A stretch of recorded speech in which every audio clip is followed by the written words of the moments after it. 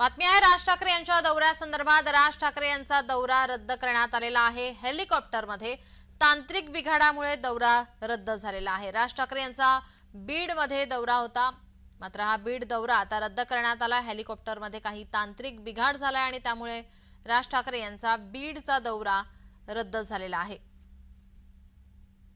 विधानसभा निवडणुकीच्या पार्श्वभूमीवर सर्वच राजकीय नेत्यांच्या आपण पाहतोय सभा महाराष्ट्रभर होताना पाहायला मिळतोय। सभांचा धडाका महाराष्ट्रात होताना पाहायला मिळतोय।